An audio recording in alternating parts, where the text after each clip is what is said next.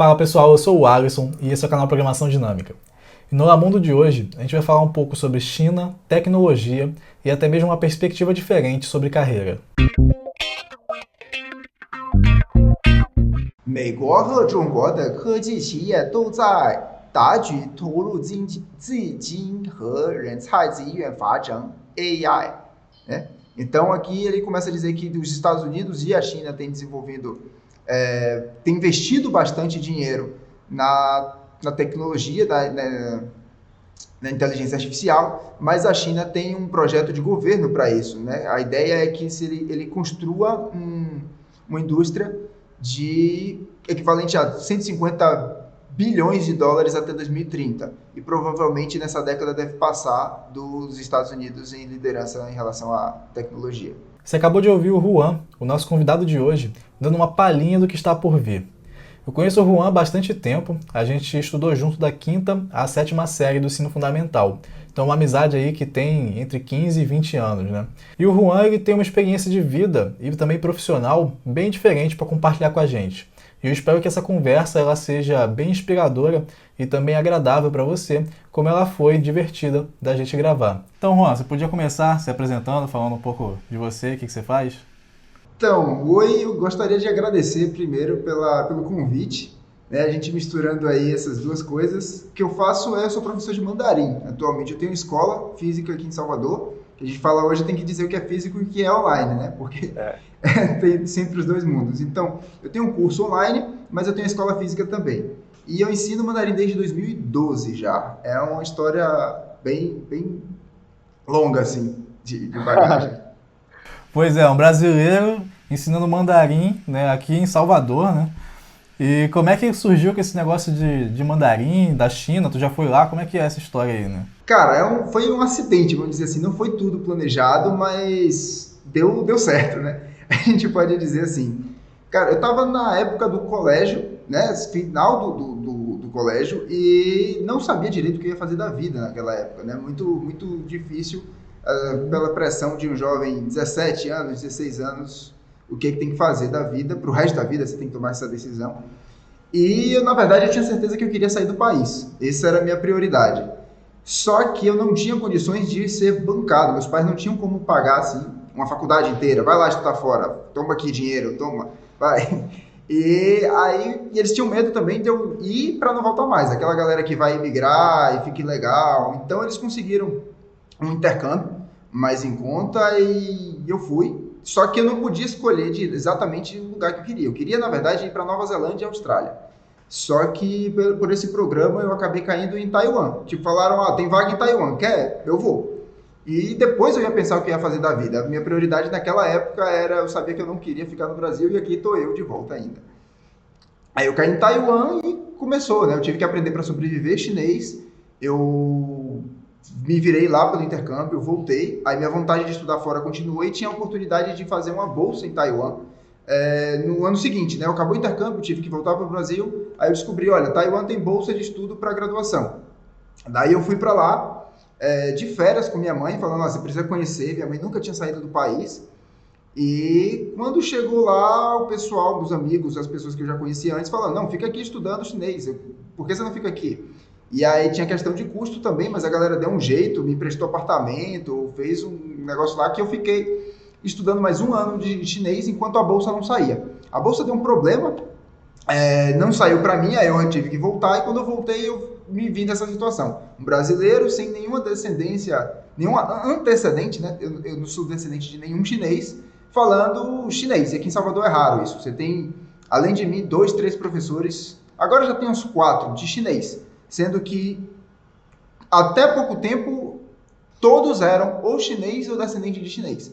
E no Brasil isso até hoje ainda é um pouco raro, né? O Brasil como um todo, você ter brasileiro ensinando os mandarim. E aí as escolas de idioma começaram a me descobrir. Eu comecei a me juntar com a comunidade chinesa, eu ia jogar basquete com os chineses daqui, a galera fazia os encontros. Aí uma escola de idioma me descobriu e falou, você quer dar aula aqui? A gente precisa de um professor de chinês. Aí começou. Até que uma escola faliu, ela fechou, e os alunos, eu tava com a turma cheia, quase 10 alunos, e a galera, a gente faz o quê? Aí eu falei, então aluga uma sala ali e a gente continua as aulas. Aí foi aí que nasceu o meu curso de chinês, né?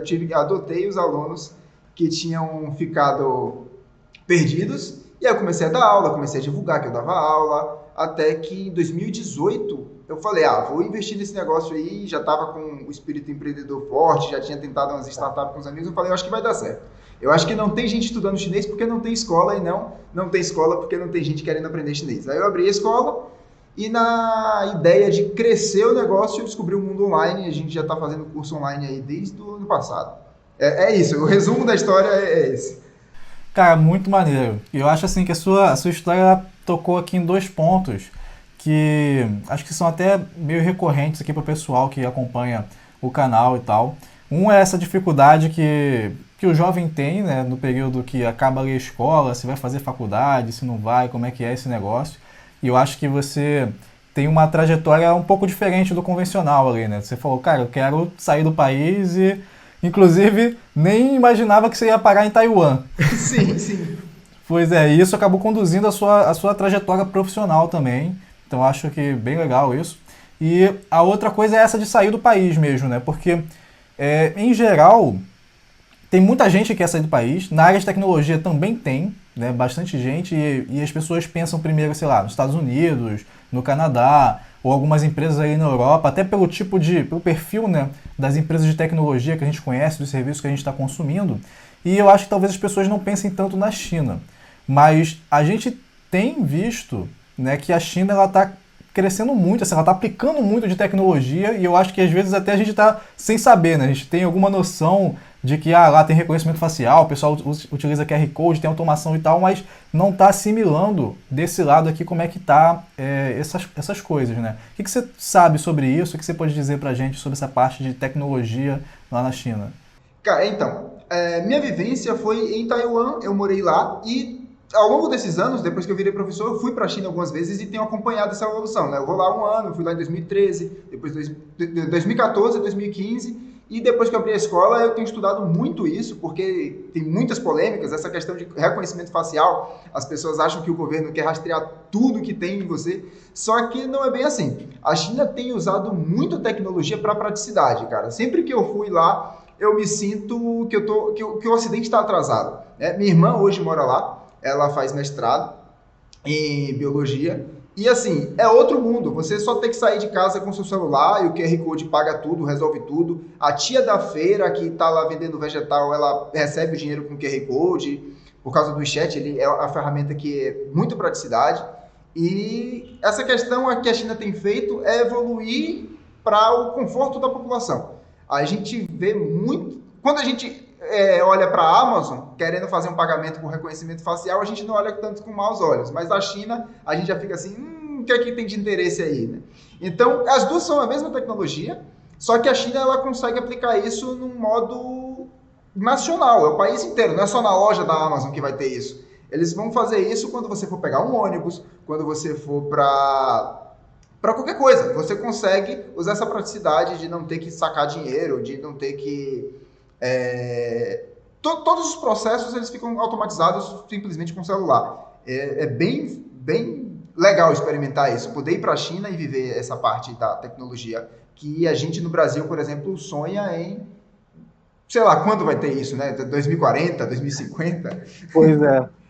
Pois é, então tocando nisso, né, tem um livro aqui que eu vou recomendar para o pessoal, não sei se você conhece também, se já leu, que é esse AI Superpowers, do Kai-Fu Lee, que é um chinês, assim, mas que ele tem uma experiência no Ocidente, né, inclusive ele trabalhou nessas empresas grandes, estudou nos Estados Unidos e foi CEO, se não me engano, da Google lá na China durante um tempo. E aí comenta sobre essa evolução da China tecnológica, particularmente nessa parte de inteligência artificial, né, de como que ela agora está inovando e movendo o mundo, né, na direção que ela quer, assim.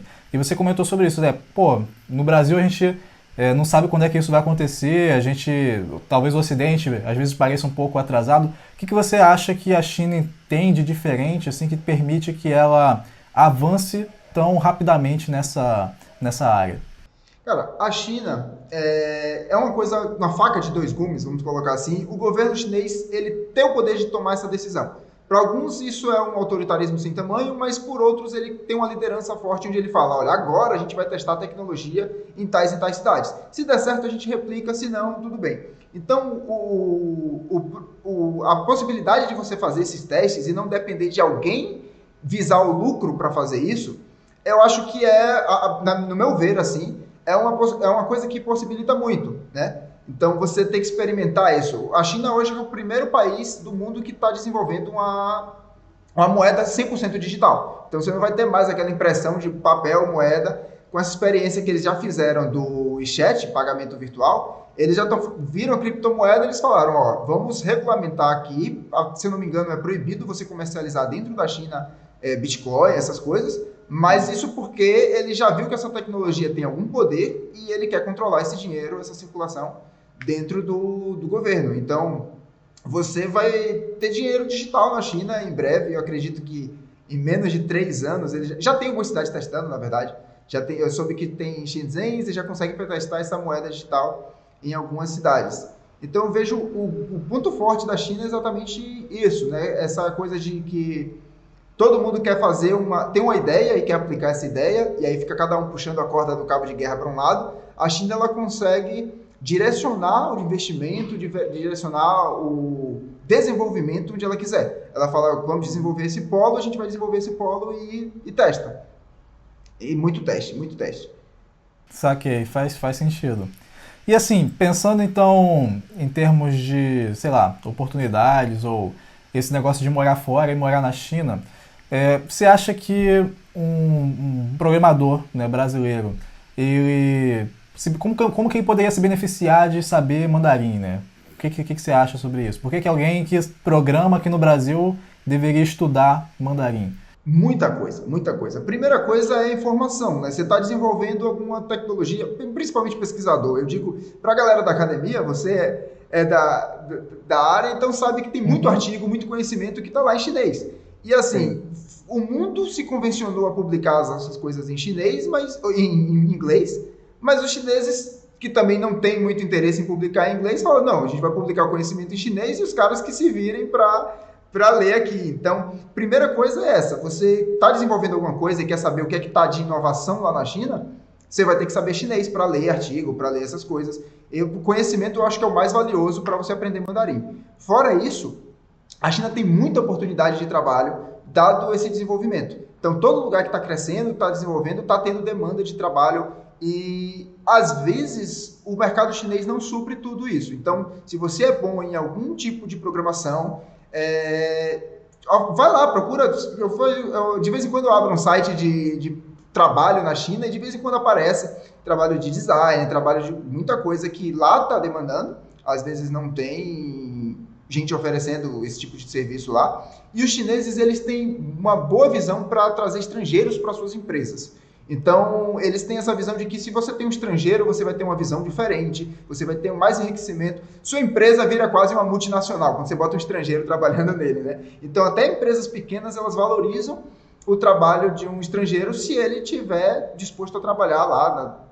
É muito mais adaptação à cultura, tem a cultura empresarial, que é um pouquinho diferente, mas eu acho que quem está disposto tem a cabeça aberta para ver coisas novas. A China tem muita oportunidade de trabalho, dado que ela hoje está se tornando o polo tecnológico do mundo, né?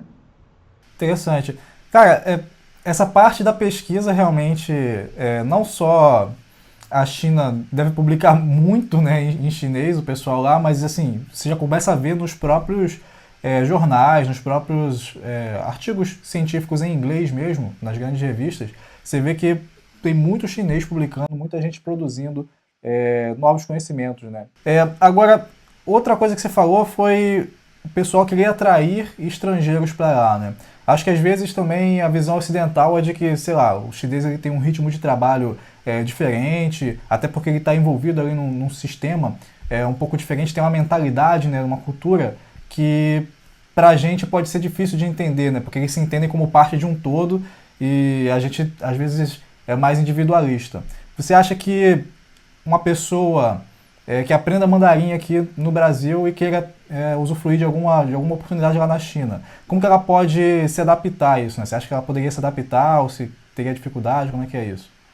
Cara, a primeira coisa é que, é meio que voltando um pouquinho à pergunta anterior, o mandarim ele permite infinitas possibilidades. Não é só trabalhar dentro do mercado chinês, 100% lá, né, no mercado interno chinês. Isso aí é muito difícil para um estrangeiro até ter acesso, porque você não conhece o mercado chinês.